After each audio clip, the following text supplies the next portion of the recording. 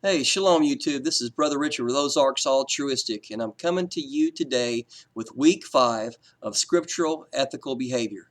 And we have a subject, as always, and the subject will be intentional living, or to be intentional, okay? So intentional as in what? Scriptural ethical behavior, which is the whole title of this lesson plan slash, little venture that we're doing together. And so what would that look like? Okay. So what we have is we have a set of instructions to show us what that looks like. And what I'm going to do is I'm going to read a definition of scriptural based behavioral living. Okay. It's life based on, and this is something that I grabbed a hold of certain aspects and pulled it into scriptural based behavioral living because not a lot of people talk about that. So this is kind of what I think that it is. I stand firm on this is what I believe that it is. It's a life based on a conscious effort to live according to scriptural values to the very best of our ability, based on scriptural beliefs. We believe every word the Father says, every word that comes out of the mouth of the Messiah himself. This is a lifestyle based on scriptural ethics and its selflessness, okay, as well as for self-improvement, okay. So this for the service of Abba YaHuWaH. So your self-improvement is not a selfish venture, and your selflessness is not completely something that's damaging to you. It's more promoting others is what it all amounts to, and which in turn promotes yourself. So that, along with the self-improvement, you pick things that would also help others when you learn them, because the Father wants you to witness to His Word and witness to the behaviors that you're supposed to exhibit. Okay, so I've got some sayings, and I usually come out with those sayings and let them out. One of them is to live to Yahuwah and to die to Abba YaHuWaH. By this, or in this, we know that we belong to Him. And so I do not see that there is anything any more important than belonging to the Father. There is nothing more important than belonging to the Father. And so that we live by His rules and we die according to His rules. Now, there's a misconception on what living by the sword and dying by the sword means. The sword is the word, so we are to live by the sword, and those who live by the sword will die by the sword. We will live by the sword and we will die by the sword, which is the word, okay? I said that like a couple of good times, so maybe it's set in there. All right. Do not consider what the world thinks. Don't consider what the world thinks. It's not so very important. About you in particular, only measure up to what the Father expects. And what do we have to figure that out by? By the Scriptures, scriptural behavior, okay? Your failures will be covered by the Messiah if you do, in fact, embark upon this mission, if you take this mission in hand. Okay, and you should, because if you don't, there's another choice, and it's not a very good one. So let's talk about a couple of things regarding intentional living. So intentional living would be what has something to do with our worship, would have something to do with obedience to the Father's rules. You should look up what those are. And if you say that you know the Torah or you are learning the Torah, then you should either have already learned the 10 Commandments at least, and or are in the process of learning them now as we speak. If you cannot recite them by memory, but you can blurt out all of these crappy songs from the 70s and the 60s and the 80s and the 90s and up to right now, okay, then that is a complete waste as opposed to what you could have learned or could be learning as we speak, all right, like right now. It's a good time. Right now is a good time, because with this intentional living that we're talking about here, all you have is right now. You have one life. This is your life. It is right now. It is not tomorrow, just tomorrow. It is tomorrow, but we're not promised that. We may not even reach that point.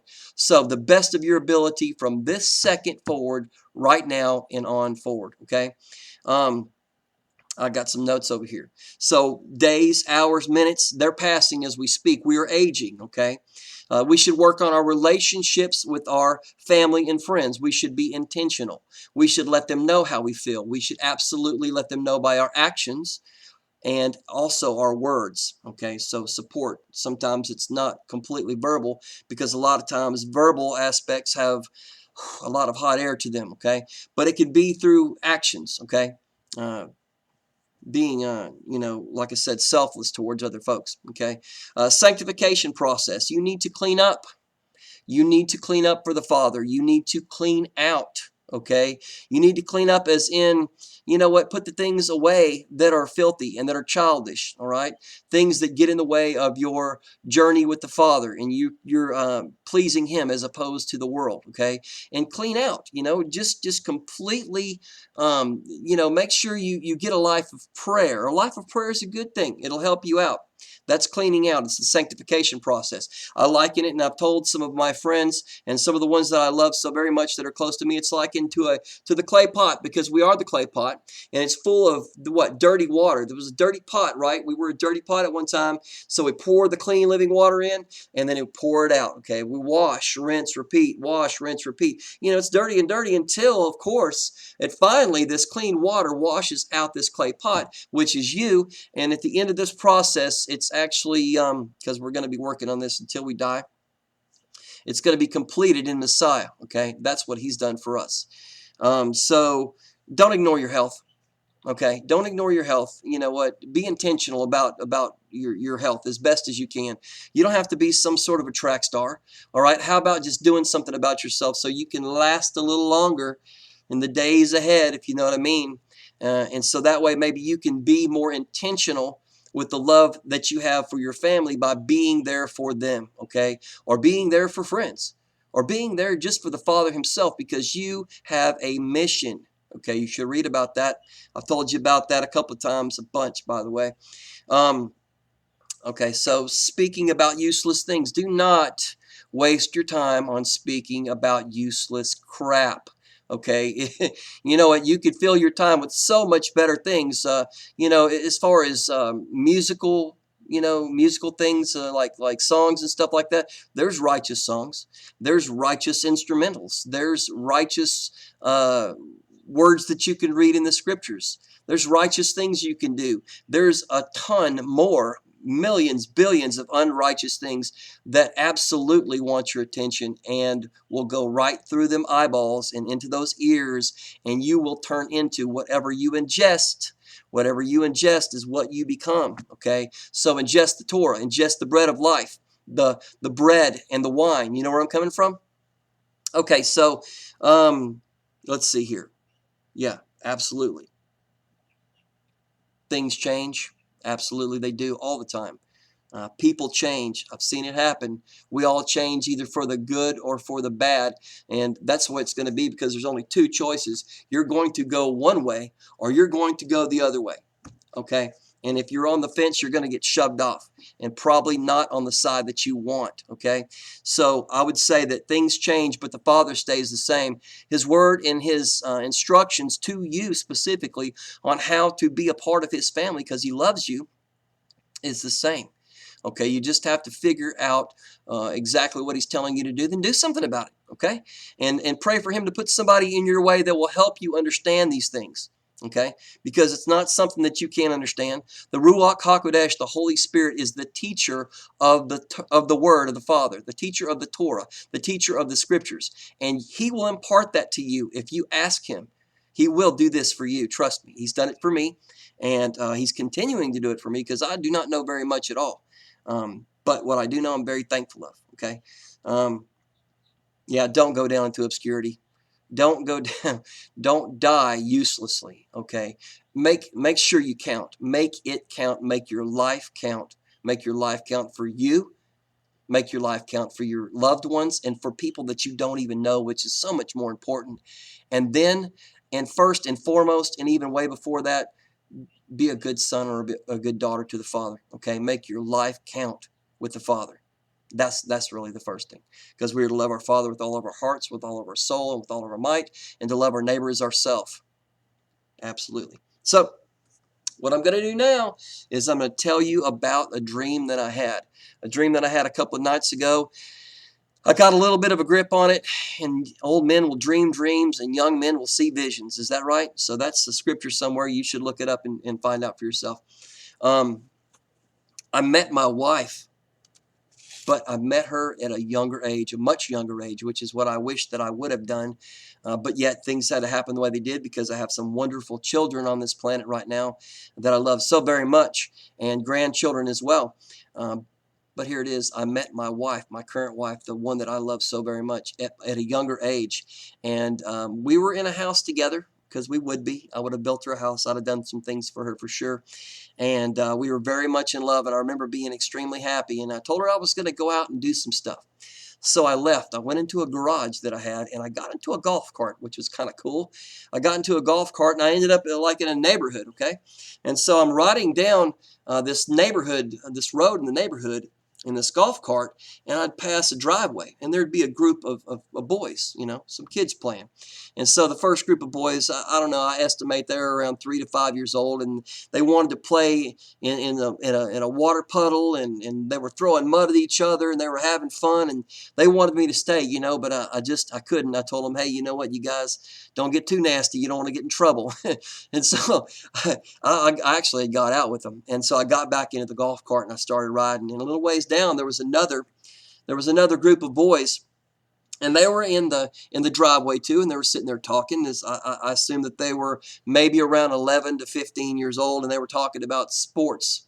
They're talking about sports, baseball, and things like that, and they were talking about cars, and I kind of gave them a little advice on a few things. I told them that sports were okay, but you know what? How much Scripture do you know? Cars are okay, but yet do you know how to work on one? What's your take on these things? And so after a little bit of a conversation, I got back in my golf cart, and they're like, hey, no, stay, but I kept going. So I went to the third driveway, and I ended up around some young men that were most probably 14, and I wrote this down, 14 to maybe 20 years old. I had to go ahead and estimate, that way I could talk about this. And they were talking about girls. They were talking about girlfriends and heartbreak and things like that.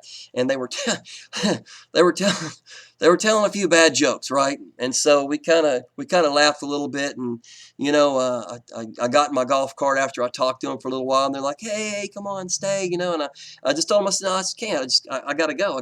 I got some stuff to do. So a little ways further down, the fourth driveway I came to was a driveway full of young men, and they were all standing out by their cars that they had already had and everything like that. And I think there was maybe a couple of women in the house and in the yard. I don't remember, probably their wives or whatever. And they were kind of drinking, and everything like that, and they were throwing some darts, and they were having a good time too. And so at the end of a good conversation with them, because I enjoyed my time there, I just got back into my golf cart and I started driving off. They're like, hey, Brother Richard, come on back over here, man. Let's hang out. Let's throw some darts. You like doing that. I'm like, yeah, I like doing those kind of things. I said, but I just can't stay. I said, I don't have time for that right now. I said, besides, I'm 30 years old. I've got all the time in the world. I'll see you guys later. So, as I'm driving down the road in this golf cart, I come to a cul-de-sac, and it's a cul-de-sac, and there's a large brick building at the end of it. And I really didn't do anything with the brick building, but I rode around the cul-de-sac for just a second, and I thought to myself, I am not 30 years old. I am 52 years old. And then I woke up. And then I thought to myself, I don't have time to waste. We have one life, okay? So the subject, and I think I probably ran away with this, but the subject is to be intentional with that life. The concept is we have one life, and we need to live it to the best of our ability according to the Scriptures. The action is to study the Word and be the Word. Be the person, be the brother, be the son, be the father, be the uncle that you would want someone to be to you. Impart wisdom to others. Impart the Scriptures, okay? I've probably messed up on this multiple times, but I'm certainly not going to go back and change it. I am absolutely going to let this fly. And it seems like I get less and less views on my videos, and some people will not make it to this point right here because of the short attention span. I get that, but let me lay it out there.